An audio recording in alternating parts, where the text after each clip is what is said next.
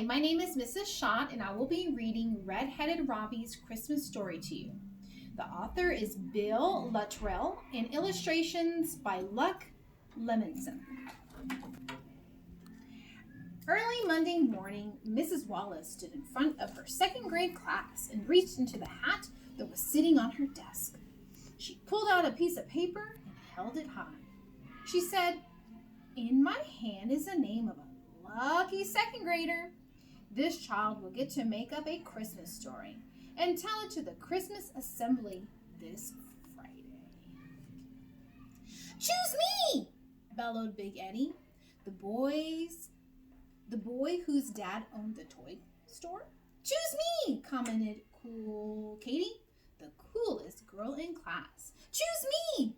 mumbled Munching Max, the skinny kid who's always eating. She replied Red-Headed Robbie. Mrs. Wallace frowned. Robbie could feel his face turning red, and he dropped his head to the desk. He had done it again. Robbie meant to say, "Don't choose me," but instead, "Boggle Bourbon Treat" came out. Red-Headed Robbie spoke perfectly fine when talking to his parents or his friends, but whenever Robbie felt nervous or excited or upset, the first words that jumped from his lips usually made no sense. Robbie's garbled words were funny, but his classmates never laughed. They liked Robbie. He shared his lunch treats. He didn't hog the swing. In fact, when Robbie misspoke, the kids usually covered for him. Big Eddie said, "Red-Headed Robbie didn't mean that, Mrs. Wallace. He was just nervous." Mrs. Wallace read from the slip of paper. "The winner is Robbie!" "Oh no," said Big Eddie. "It can't be," said Cool Kitty. "Bad show," said Munching Max. Said Red-Headed Robbie.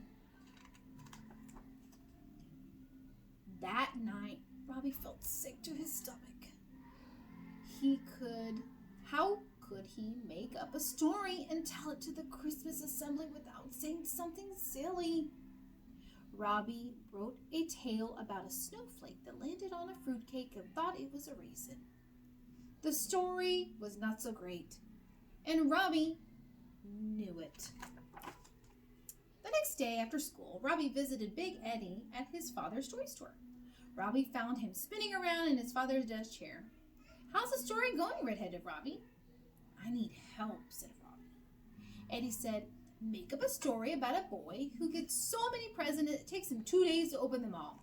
Robbie said, "But Christmas isn't just about getting presents. It's a time when we give gifts to people who have less than us." Eddie stopped spinning in the chair. "I never thought about that Christmas is that way," he said. "Sorry I didn't help with your story." The next day after school, Robbie visited Cool Katie at her house. He found her at her desk, talking on the phone. "How's the story going, Red-Headed Robbie?" "I need help," said Robbie. Katie said, "Make up a story about a cool girl throws a cool Christmas party." Robbie said, "But Christmas isn't a time about being cool. It's a time for being nice to someone new. Maybe someone who is shy." Katie put down the phone.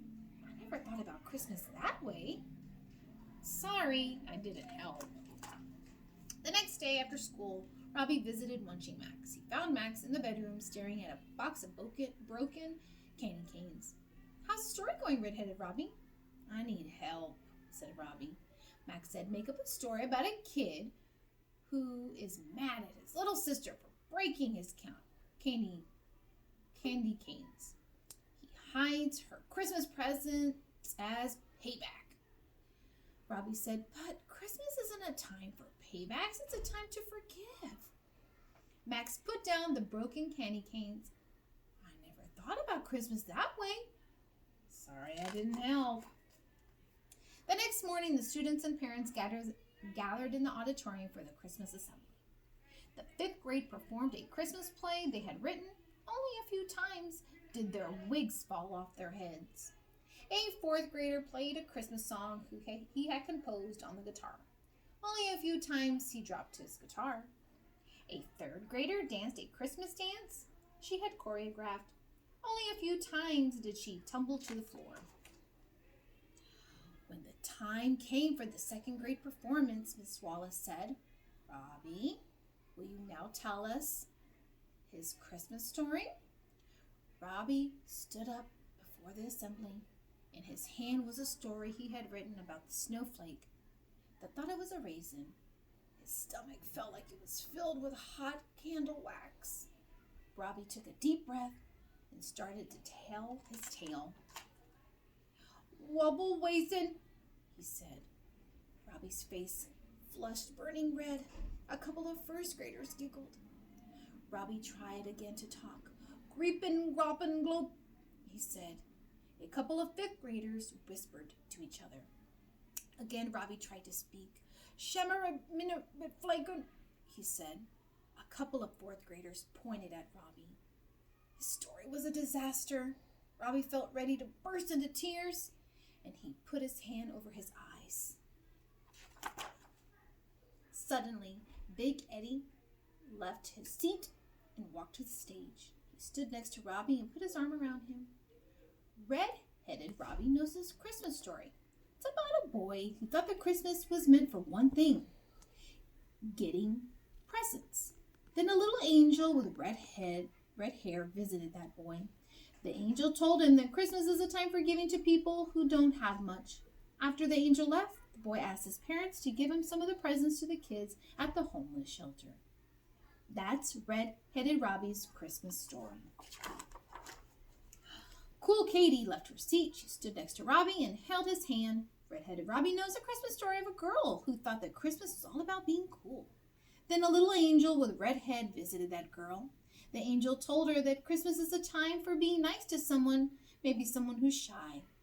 After the angel left, that girl visited a shy girl and played with her. That's Red-Headed Robbie's Christmas story. Munching Max got up from his seat. He stood next to Robbie and slid a bag of peanuts into Robbie's pocket. Red-Headed Robbie knows a Christmas story. It's about a kid who wanted to hide his little sister's Christmas presents as paybacks for breaking his candy canes. Then a little angel with red head visited the kid. The angel told him that Christmas is a time to forgive, not to pay back.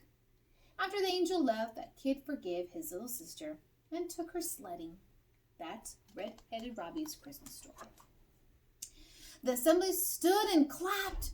They didn't stop until Miss Wallace stood next to Robbie and asked for quiet. She wiped away a tear and said, "Thank you, Robbie, for your wonderful Christmas stories. Let each person here follow Robbie's advice. Give before you take. Show kindness to someone new. Forgive a person who has hurt you." Miss Wallace looked at Robbie. "Did I forget to say something?" "Flurry Flamisto!" said red-headed Robbie.